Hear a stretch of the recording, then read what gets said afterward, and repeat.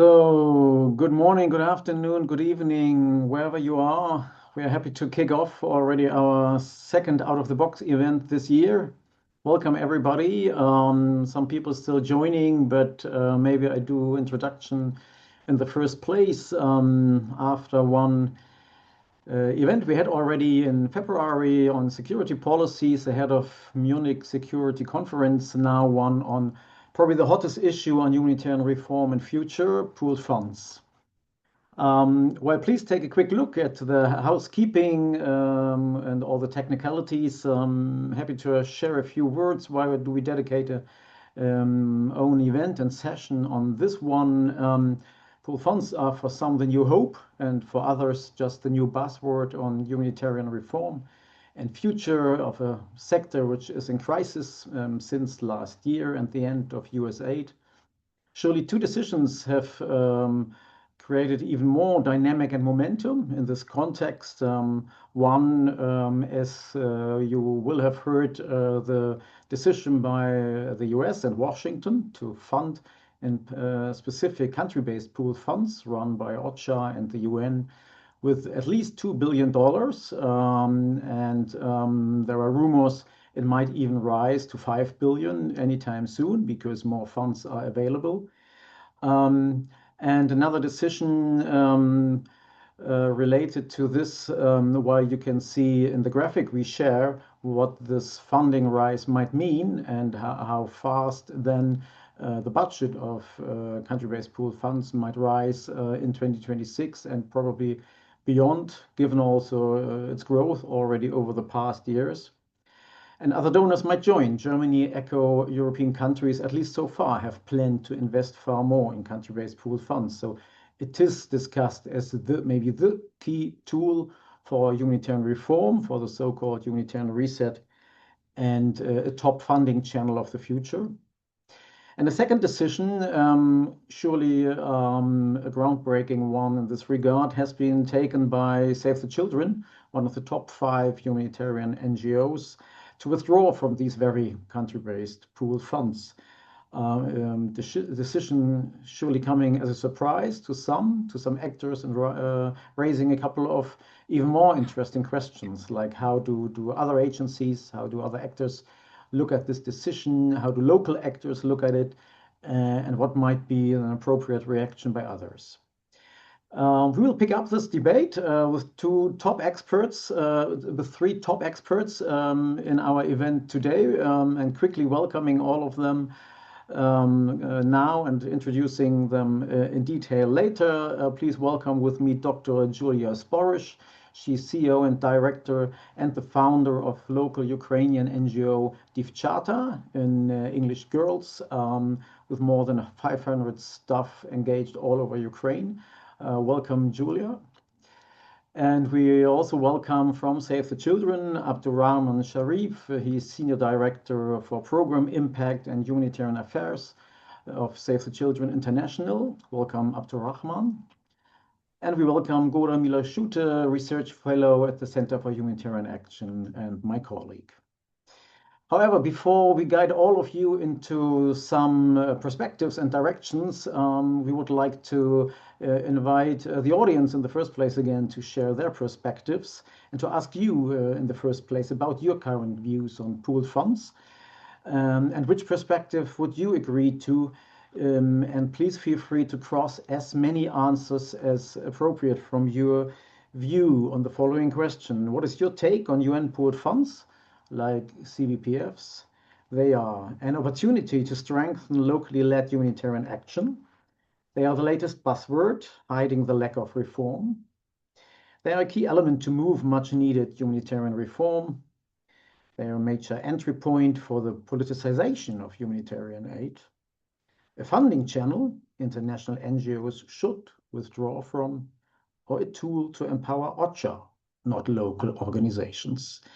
Please take a quick vote, and while you take it, happy to share that just in case you wonder why OCHA is not present when we discuss UN pooled funds, just to remind the ones who are not every time with us, we had a long event with Tom Fletcher himself a while ago at the CHA office, and at our annual conference a few months ago, his deputy, the Geneva representative, Ramesh Singham has been our keynote speaker, and we discussed, of course, pooled funds as well. In detail, you will find the recording and if any interest and to look deeper into OCHA perspectives on this again in the chat. So maybe let's come to a close on the survey and take a quick look and what your perspectives have been and what you agree with. For a majority of you, quite interesting from my view, it is an opportunity to strengthen locally led humanitarian action, 53%. So that's a strong majority also compared to the other surveys we do in these events. But also for almost the other half of you, apparently it's just the buzzword hiding the lack of reform. A quarter of you believes it's a key element to move reform, and it might be at the same time also a risk that it's a major entry point for the politicization of humanitarian aid. Only a minority believes it's a funding channel NGOs should withdraw from, international ones, while almost more, or even more than every second participant from the audience believes it's rather a tool to empower OCHA, not local organizations. So we have a pretty split feedback, might be fair to say, half believing it's a tool to promote locally led action and half believing, well, it's more a tool to promote OCHA, probably.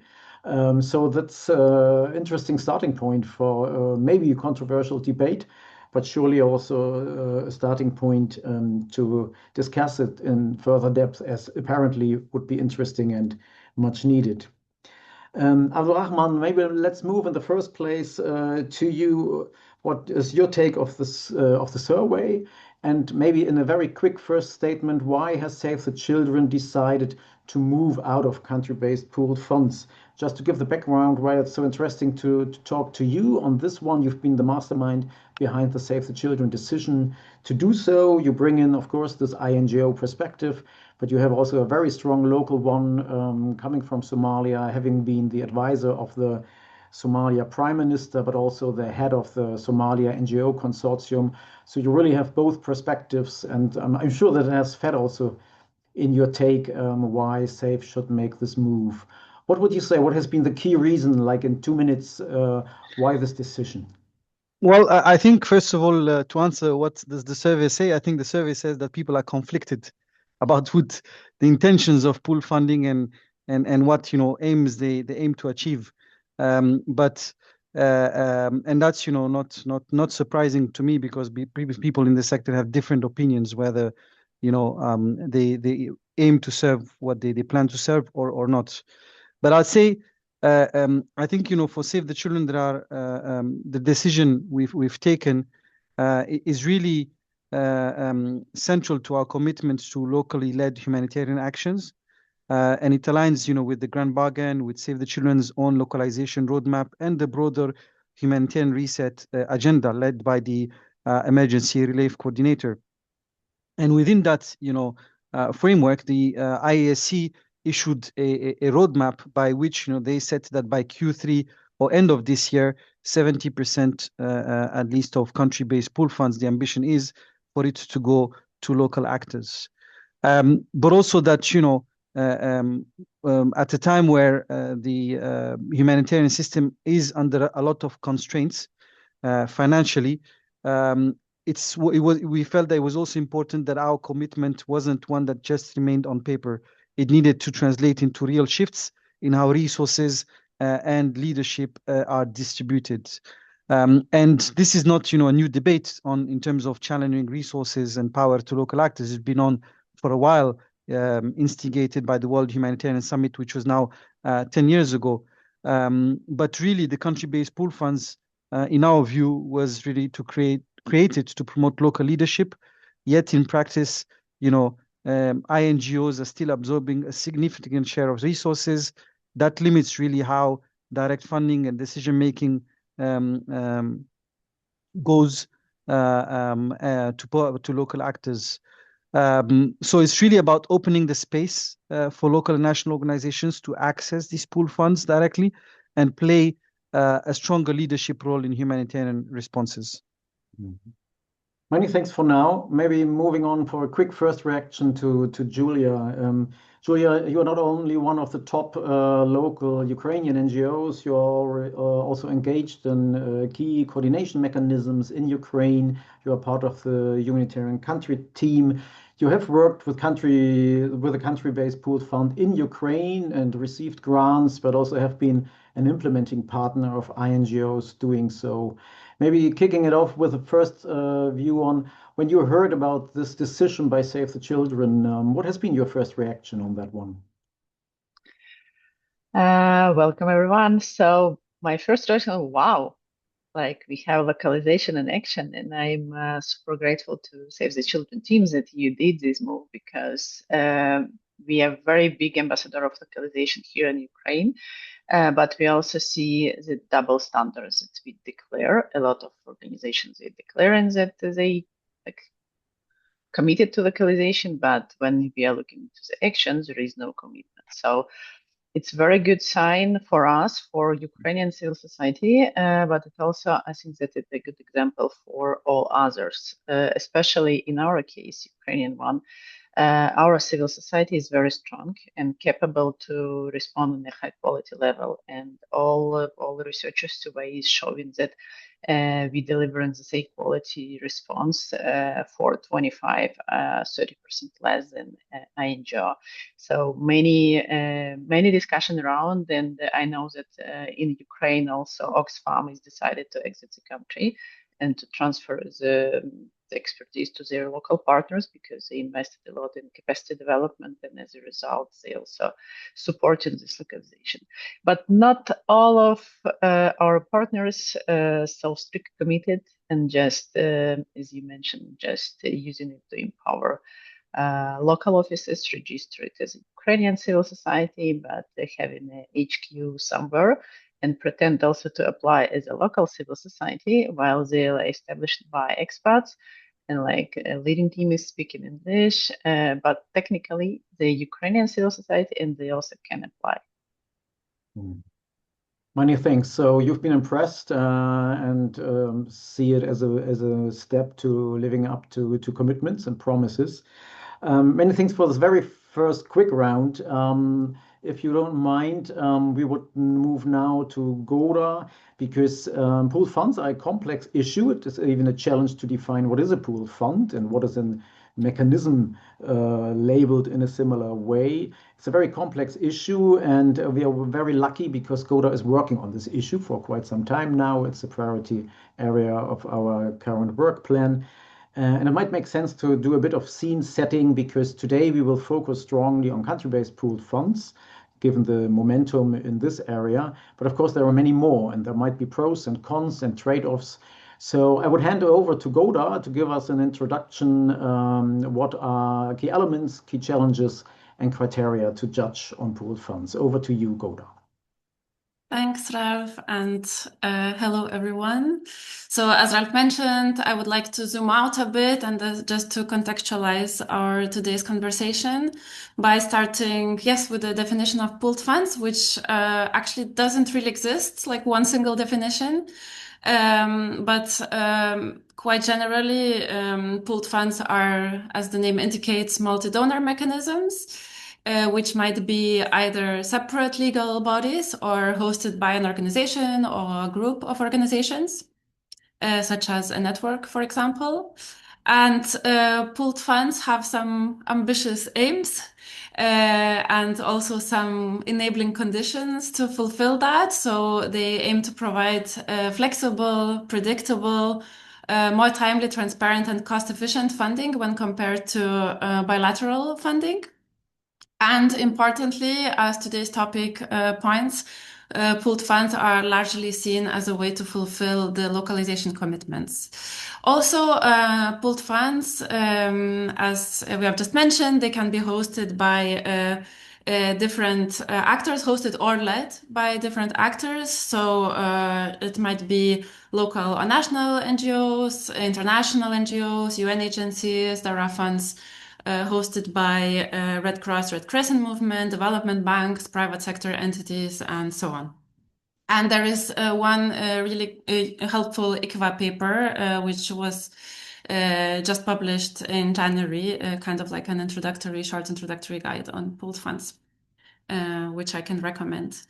And when it comes to the success criteria of a pooled fund, or what makes a good pooled fund, there are different aspects which we might consider, and today I'll briefly speak about efficiency, scale and reach, and closest to our today's topic, local leadership.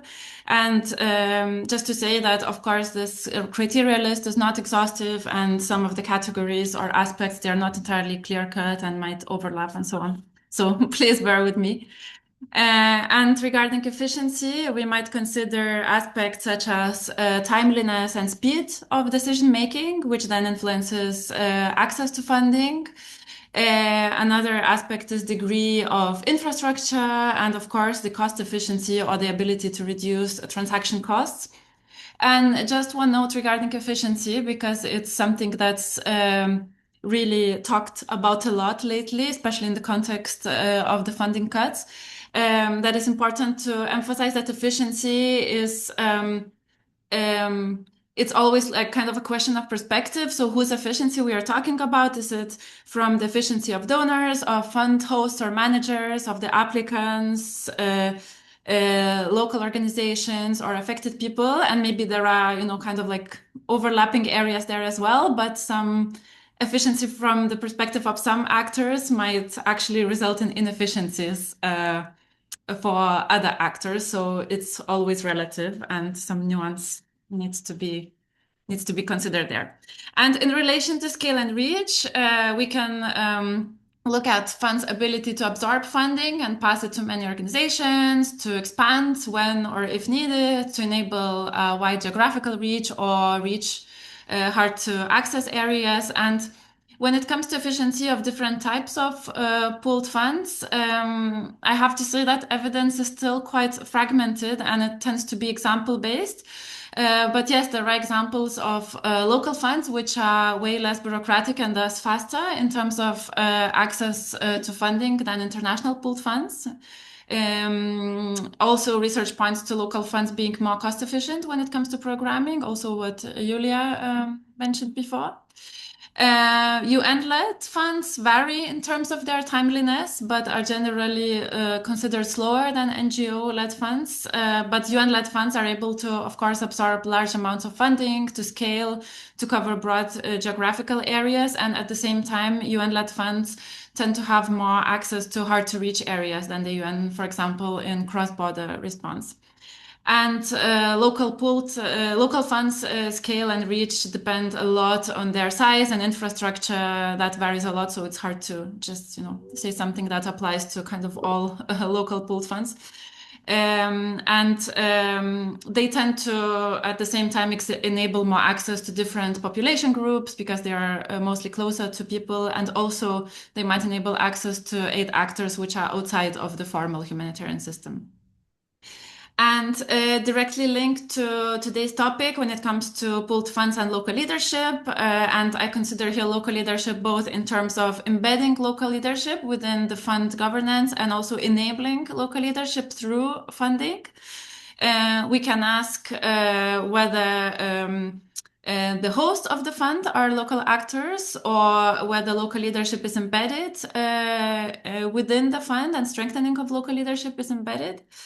What's the quality of funding passed through the fund? If the funding is flexible, multi-year, if it covers overhead costs, if capacity strengthening is supported, are the risks shared? What about the accountability structures, if they are two-way? And also if a fund is accessible to women-led, refugee-led, or grassroots organizations or other local organizations that might be marginalized within the humanitarian sector. And also when it comes to local actors' access to funds, then of course simplified processes, they play an important role in terms of due diligence and compliance. And this is an example, for example, where efficiency and local leadership kind of overlap because, of course, if the processes are more efficient and easier, then yeah, it's more efficient. The access is then granted. And clearly, locally hosted and managed pool funds have more contextual proximity and mostly work with a specific goal to adjust grant making to local actors and to pass funding to local actors. And internationally hosted pooled funds, they vary a lot when it comes to local leadership. So some international pooled funds, they aim to embed and support local leadership. They aim to remove barriers to local organizations' access to funds or try to ensure local participation in governance mechanisms. And yes, there are some good practices out there, some we are also, which we're also discussing today. And also there is still a lot of work to do, of course, with respect to these aspects listed in the slide, and even among different, for example, CBPFs, there are still huge differences when it comes to local leadership and participation. And as my last point, I'd like to discuss some of these success criteria together, since they might present some dilemmas or trade-offs to donors or fund managers, which then they need to navigate. So, for example, sustainability, diverse ecosystem, and cost efficiency of programming might stand in tension with rapid disbursement of large funding volumes. Or, for example, the speed of decision making might be slowed down when the process is truly inclusive and participatory and maybe a bit more complex.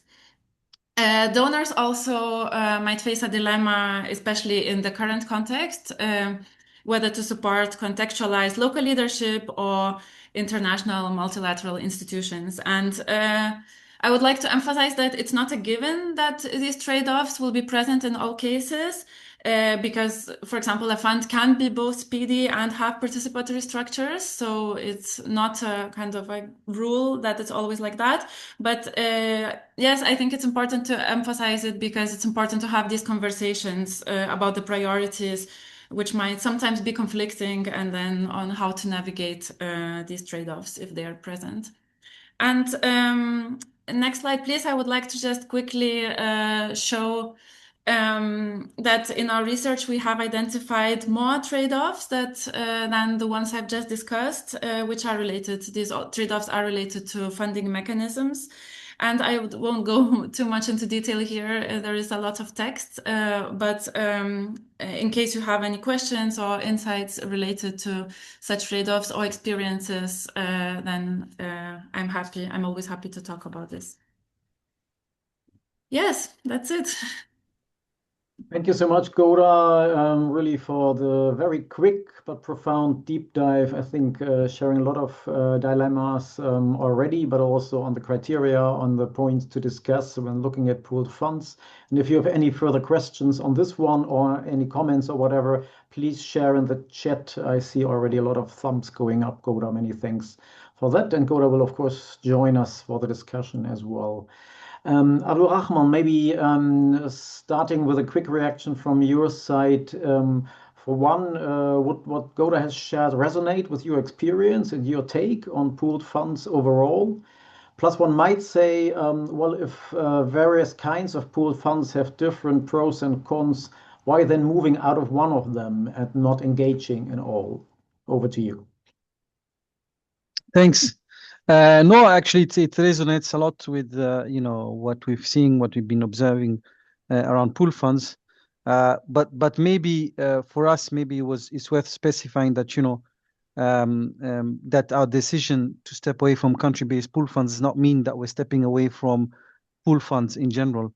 So actually, we are strengthening pool funding mechanisms that deliver faster, more flexible, more locally led impact. And at Save the Children, we have our own global humanitarian fund, which is also known as the Children's Emergency Fund. It's now one of the largest NGO managed emergency response funds.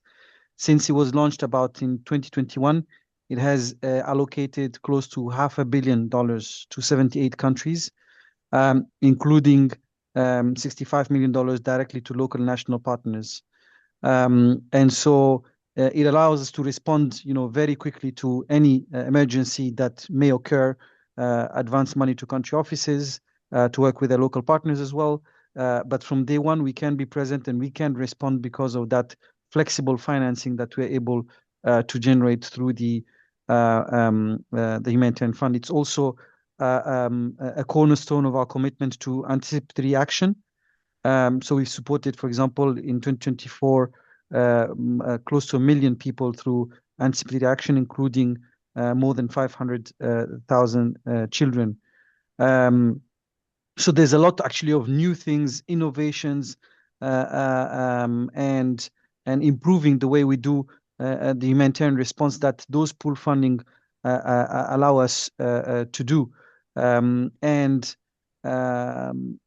so for us, it's really about creating an ecosystem of pool funds that allow actually the response to be diverse, the response to be more complete.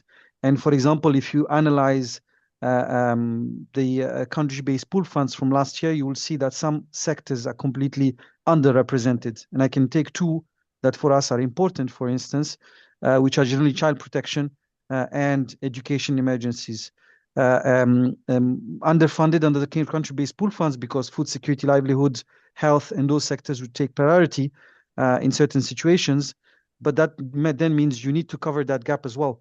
And I just been, for example, to Colombia a couple of weeks ago, going to in contexts which are dominated by armed groups and armed actors, where there's a high rate of children being recruited by those armed groups, but yet very, very little financing for child protection activities to prevent that from happening. So we're facing those dilemmas, those challenges, and the only way to address it is having a mechanisms of pool funds that complement each other, in our opinion. Many things. Just a quick follow-up on that one. I mean, critics might say, might ask, is safer than moving out of country-based pool funds because there's actually not much in it for the mandate of Save the Children, or is it for the sake of making space for the locals? Look, it's a fair question, and it's important to be clear. It's not a symbolic decision. You know, if you look at it, we were one of the largest recipients of country-based pool funds in 2025. The number says it, close to $40 million.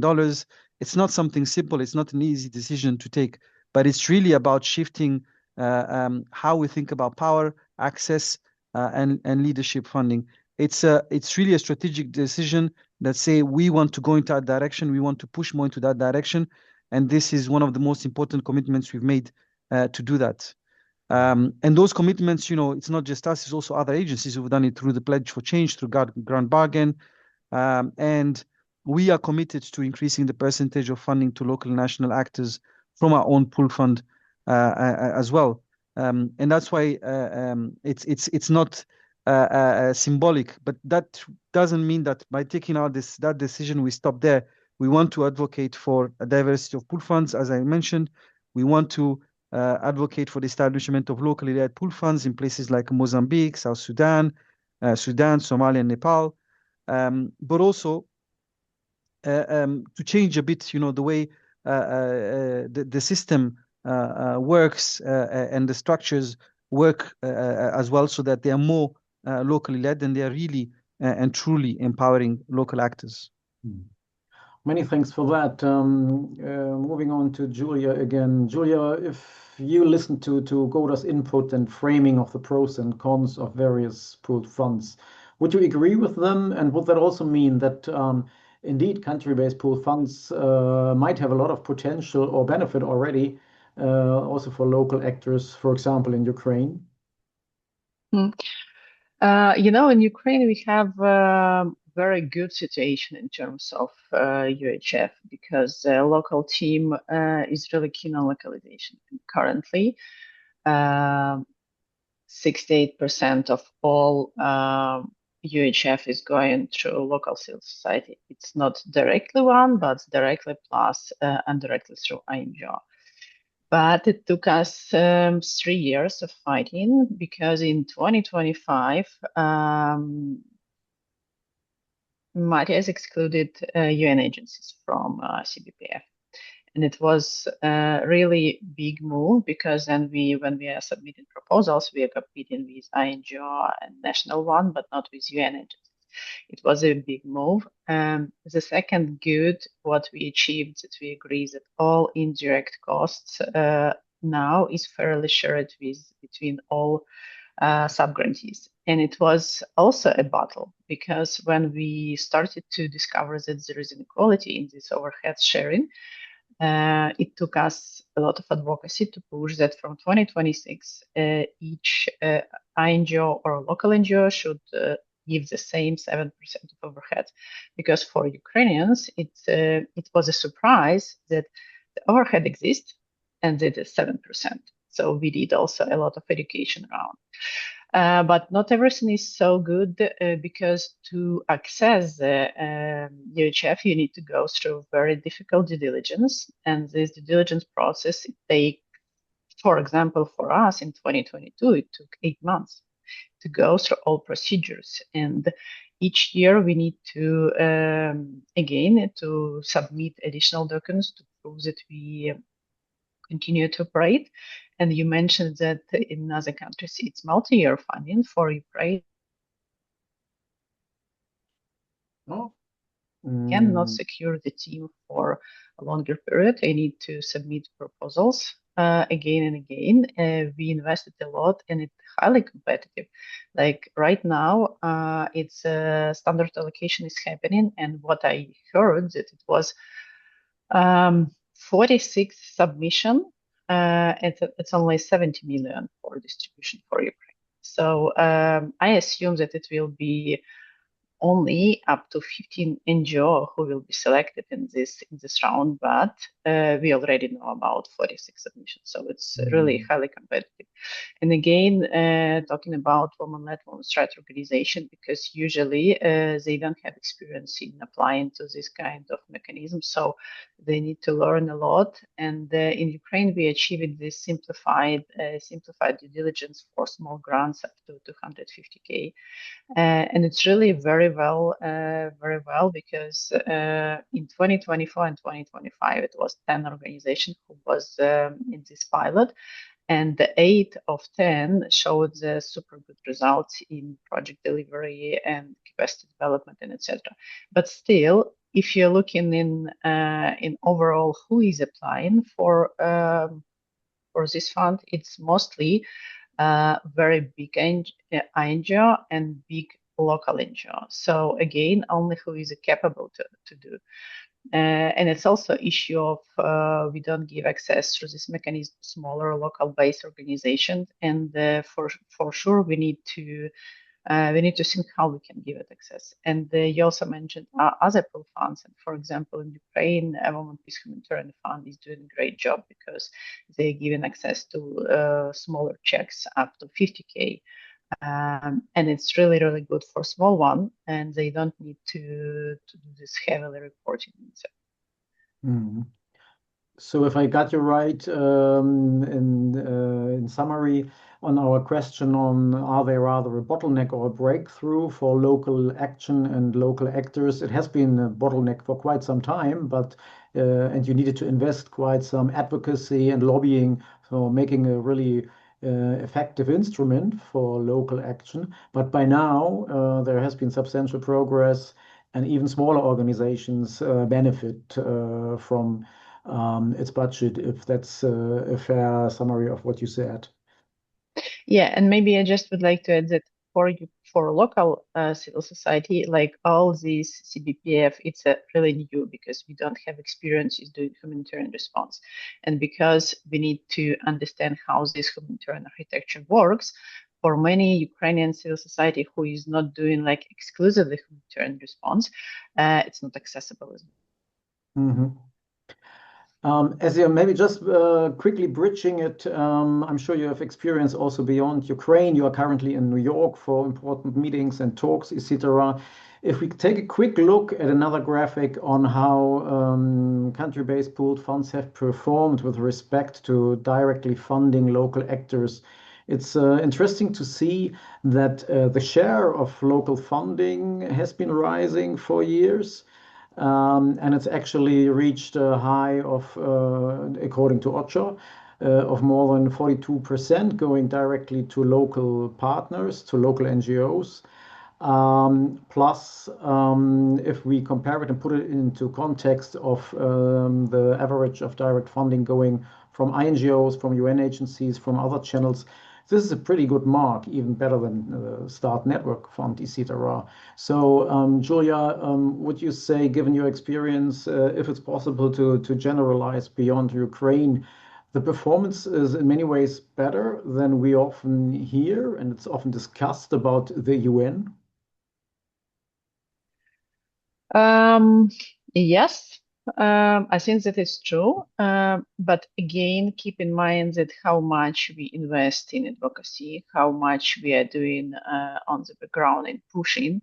And I know that in other countries, the advisory boards also pushing hard, and ICO is doing also a lot of keeping an eye on this localization track. So let's see, it's a very good sign, but again, a lot of worry around this US allocation to CBPFs and like how it could change or will change the existing achievement, because like again, back to Ukrainian case, we will have 125 million for distributed, but it's super short funding, like up to 6 months, and then just to absorb this money, UN agencies will be back for this special allocation. And again, it's a worry on how we can keep this localization track with this allocations.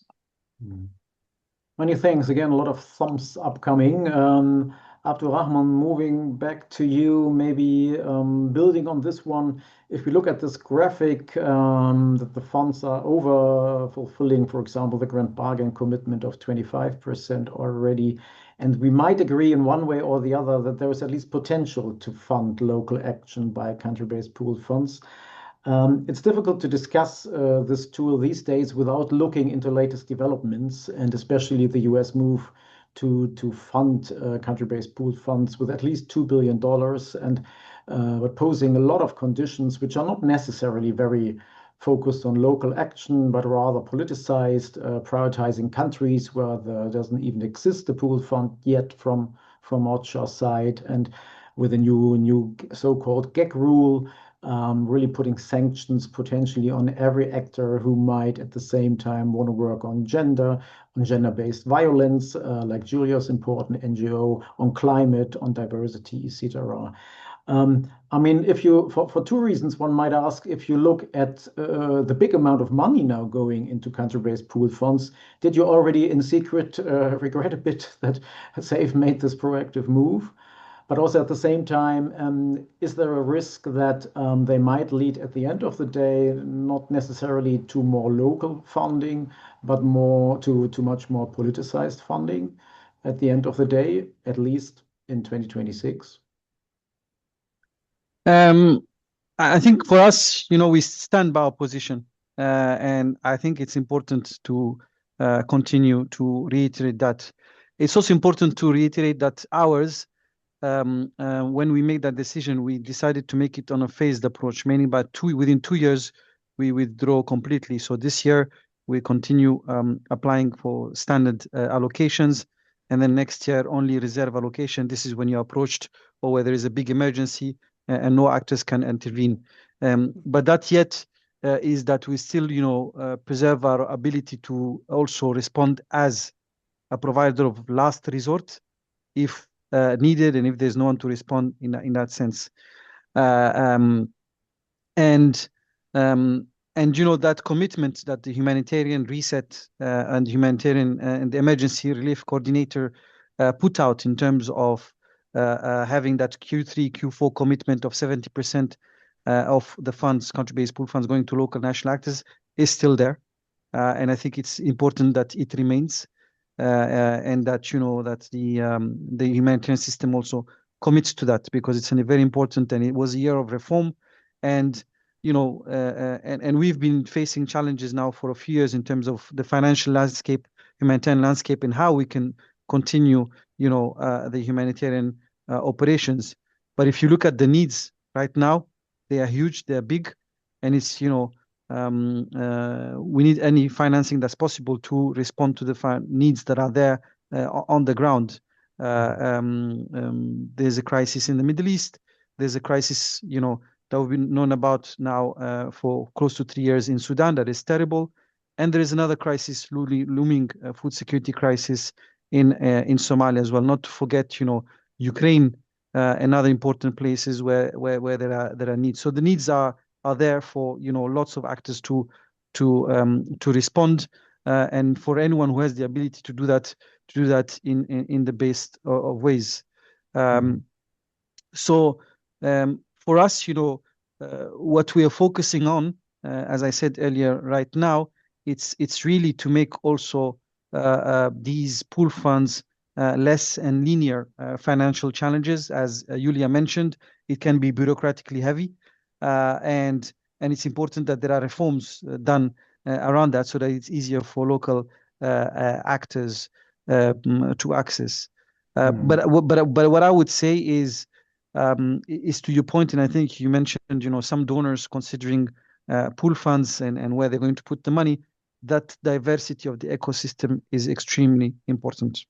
More than happy to come back to that one anytime soon, and what might be the best ecosystem and landscape. But Julia, maybe a quick reaction also from your side on this US decision. I mean, looking at Ukraine and how hard it is to keep the US engaged for a start in the Ukraine crisis, and looking at the focus of your NGO on gender-based violence, etc. To which extent do you have concerns this might move, for example, in a rollback of all your achievements with respect to the Ukrainian fund, and how hard it has been, as you shared, to make it effective in a locally based sense? We, as NGO Girls, is co-chairing the Gender and Humanitarian Action Working Group here in Ukraine. And when US funding stops in January 2025, Ukrainian women-led women's rights organization lost 27 million in direct funding from BHA, USAID project, and etc. We did the second wave of this survey just recently in January 2026, and for 2026 we expect additional 25 million loss.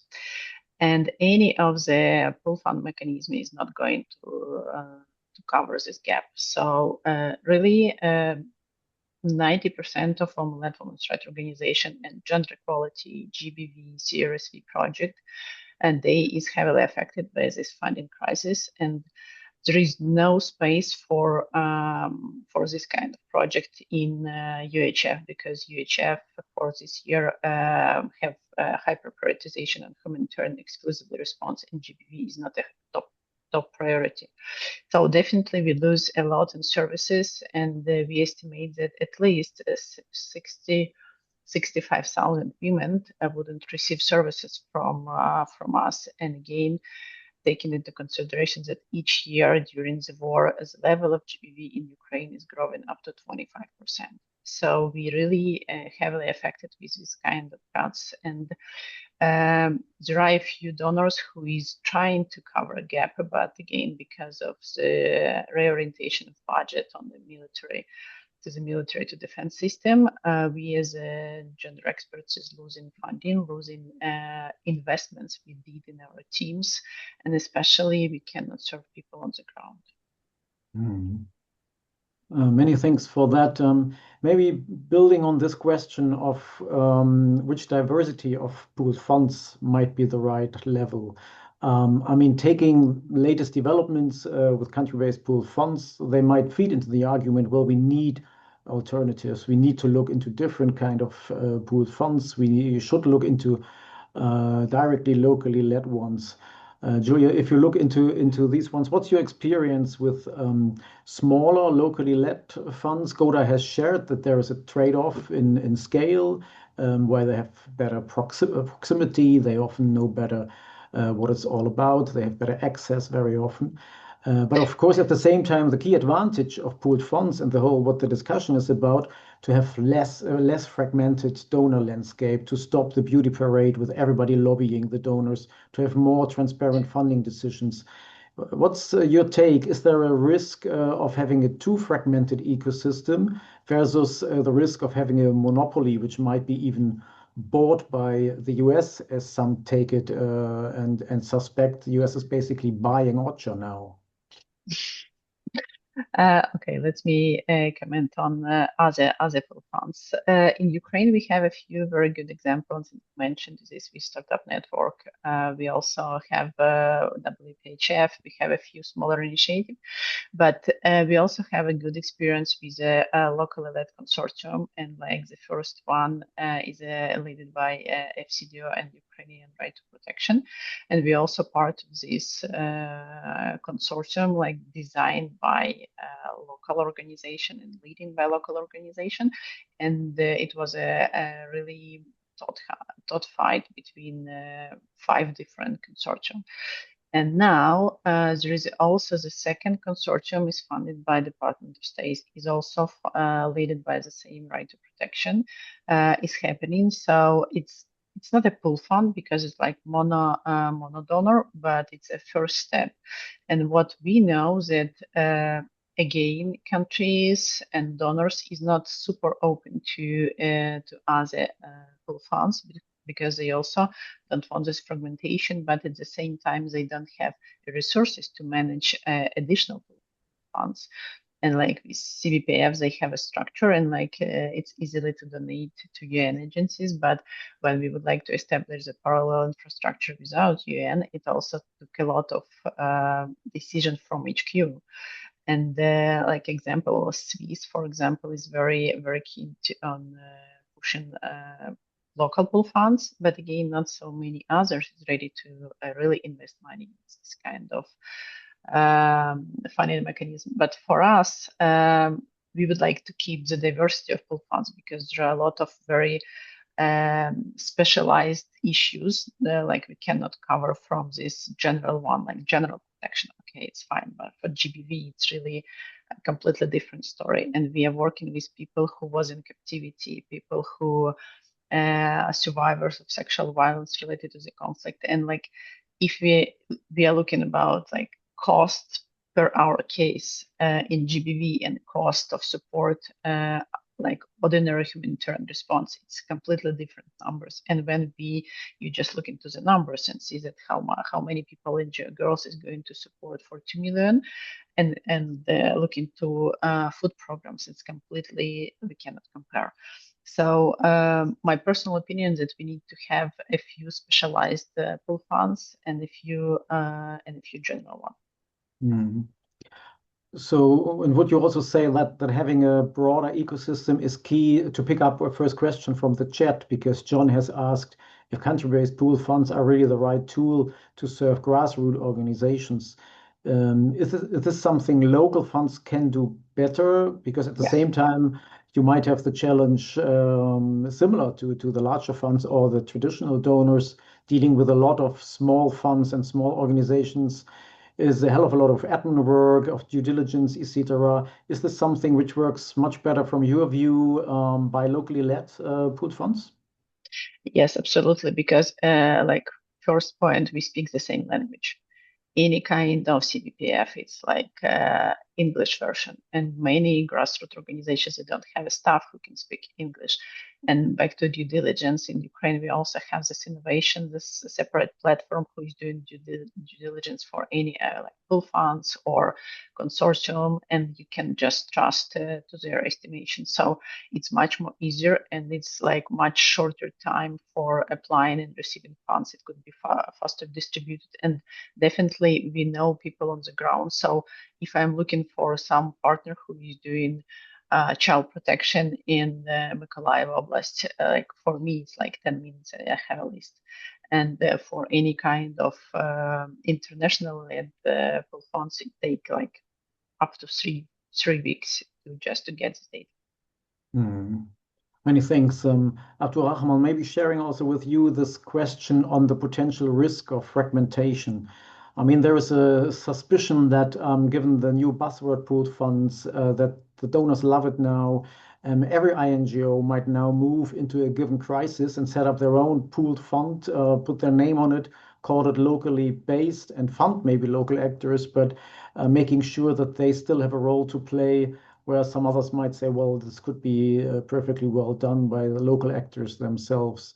Is there a risk that we run into a new fragmentation of the donor landscape now via this new instrument of pooled funds? Well, I think first it's also important to put it into context. I think, a number of donors have faced cuts, and cuts that meant also cuts in capacities, staff to manage, funds they were managing before, humanitarian funding and so on. And perhaps, that the pool funds are looked at as an easy way, etc., to channel those funds. But I think it's important to realize that we live in an international solidarity system, where we raise money, and we also spend it in a number of contexts, and so there is no one size fits all in terms of pool funds or in terms of mechanism of operations. There are faith-based organizations that work, for example, with their faith constituencies and respond in that way through their local connections and local networks. There are other organizations that maybe decide to work directly, but there are others who empower local actors and national actors and make it as a modus operandi of work. And I think that diversity of mechanisms is important. It's not about creating symbols for fundraising and so on. It is about making a real difference on the ground. And I can tell you from my experience is that having worked in government, having worked with local organizations in the context of Somalia, is in some of these conflict contexts, what you want is stability at the end of the day. What you want is some sort of authority that is able to provide, social services, health services, education, and so on. And so that should be the end goal for all of us, in a sense. And it is about what steps we take, and not, using it as a buzzword to deliver. And I think that's the message that we need to continue reiterating wherever we respond and whatever mechanisms we use to respond in some of these contexts. Mm. And being a bit the advocate of maybe some local actors who share often doubts that now is the time for substantial reform, as all this has been debated for decades and blah blah. I mean, if we or quickly asking you again, what would you share with local actors that this time it is really about true localization? If we take a quick look, for example, at an assessment we did a while ago on leading INGOs and UN agencies on locally led action, I mean, front runners, including SAFE, who are doing a great job and have been really committed to local action. If we take a quick look at a ranking we did, out of the 100 points you could score for the commitments on local action taken in the Grand Bargain and in other contexts, most actors hadn't achieved more than 50, 60, even by their own self-assessment. So just taking a quick glance here, so it's surely overwhelming, but the report is in the chat. Abdurrahman, what would you say have we reached a point where key international actors have accepted that the whole system might be in jeopardy if we don't really move reform also to the local level? Or what's the trigger for now sharing hopes that true progress is upcoming? I think the sector it's in a moment of transformation, right? Because of what's happened. And the events that have happened and the decline in humanitarian financing. So what the sector is asked to do is to do more with less money that is available, right?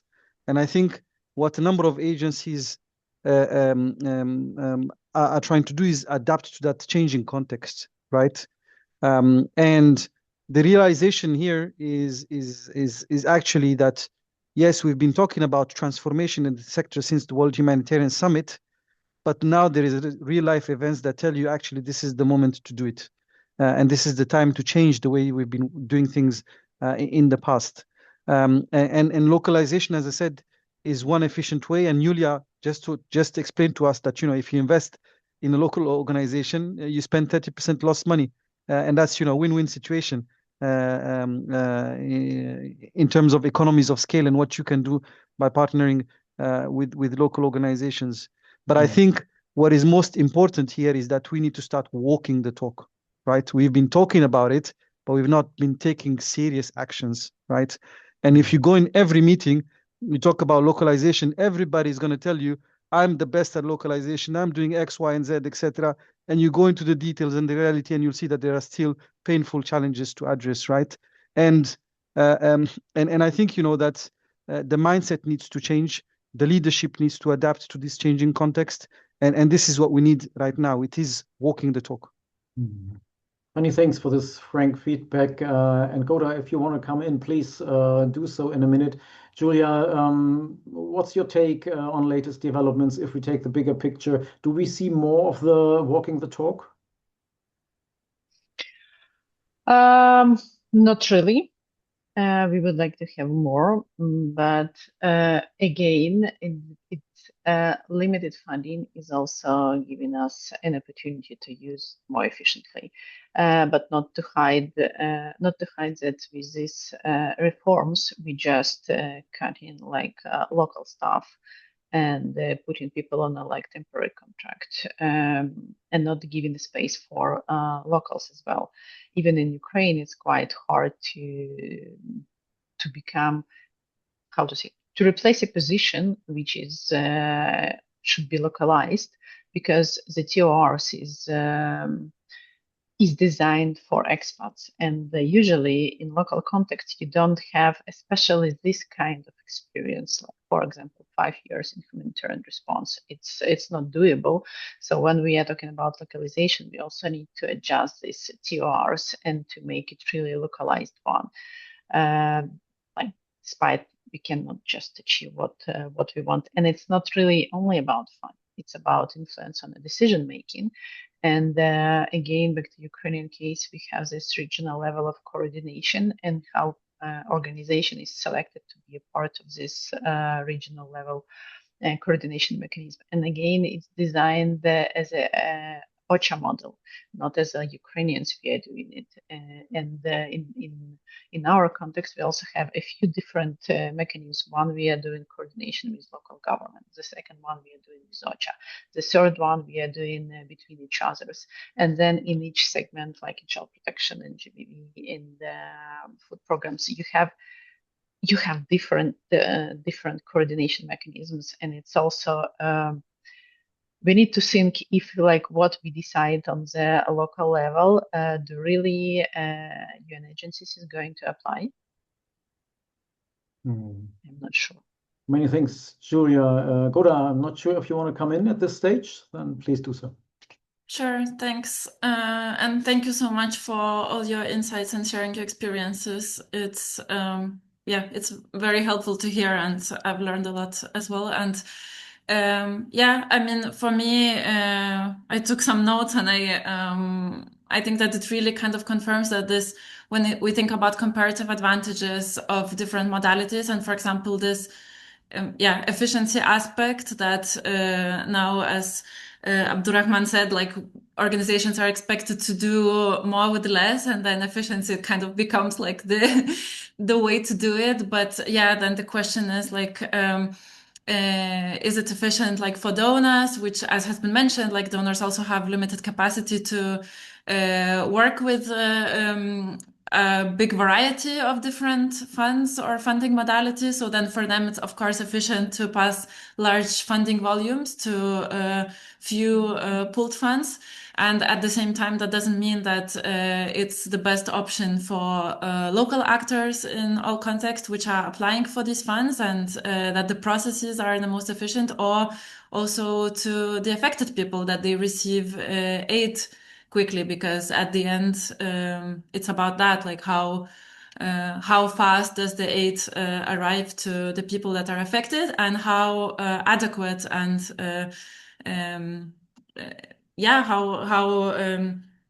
how good is that aid, how contextualized, and so on. And and there's also this aspect of which local actors have access to funds, like whether I saw there was also a question in chat on that about smaller grassroots actors, and also, as you mentioned, Julia, women-led, or for example, refugee-led organizations led by people with disabilities, and so on. And then also the question becomes who like which pooled funds are able to enable that access as well, and which not. And also that access is not everything. Like it's important access to funding, of course, and there is no local leadership without access to funds, but also the quality of that funding is of course important, and then the whole partnership aspect, like the risk sharing and accountability structures and so on. And then also, as also some of the participants in chat mentioned about the governance of those funding structures. So who is taking strategic decisions, which roles are advisory, which roles can really have like some influence, some meaningful change, because we also know that, I mean, all humanitarian actors, but especially local actors, sometimes due to lack of resources, don't have resources to be in some spaces where they are tokenized, or they are kind of to check the box, but maybe like, yeah, this difference between them, I know, just being consulted or them actually meaningfully participating or leading or co-designing and so on. Many thanks, Goda. It's overdue to move to the chat for the last minutes, and then we have a quick final round on the panel. If I may, I would combine two questions which have a similar theme, but a quite different perspective on it. Nicolas has shared the point that, as often criticized, the influence of local actors or even INGOs in the boards of country-based pooled funds is pretty poor. And raises the question if there should be a move to have, in principle, a majority of local actors' representation in these boards in case they have concrete powers. Maybe for the sake of time, a bit mirroring it with a different perspective, Kay Abbott has shared, indicating also locally led funds might suggest that new monitoring and evaluation guidelines are needed.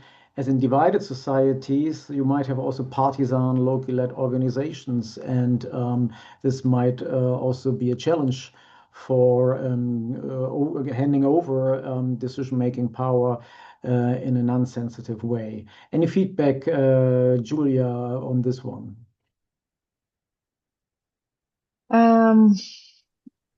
Yeah, I don't believe that we like looking to advisory board for local funds. Again,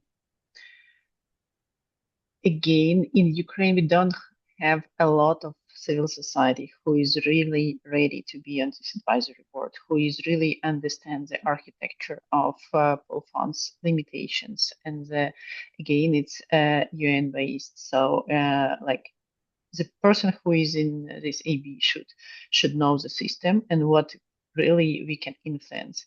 And also a lot of like seats allocated to donors, and donors is also not super active on asking questions, and we just see many, like, let's say, pre-quick decision just voting on during the EB, but do we really have the influence of changing the system? I'm not sure, and I don't see sometimes that people would like to confront openly, because to confront openly against UN systems, someone from local civil society should have a lot of power inside and knowledge inside to comment constructively. So let's see. Very controversial, especially for Ukraine, because there are a lot of limitations of our capacity to be in different kind of boards and ability to invest our time for understanding the system. So. Thank you. Abdulrahman, maybe to making it even more complex for you, adding the final question in the chat, also linked to this, that country-based pooled funds can be a very powerful and inclusive instrument to have a strategic approach in a context as it's shared in the question. But of course, skills are needed to make sure NGOs have influence, etc. So sharing the question, what are the key skills, expertise, and attitudes needed for effective participation in CBPF governance? Over to you. Well, I can speak also as someone who was on the Somalia Humanitarian Fund Advisory Board, and my experience on that, I think, was perhaps, people put a lot of emphasis on influencing that board, but it's a board that includes donors, that includes OCHA and NGOs. And, influencing works through different spaces. It's not just about the board. It's about the relationship and the engagement with OCHA. It's about the relationship and engagement with the humanitarian coordinator, with the IRA NGOs.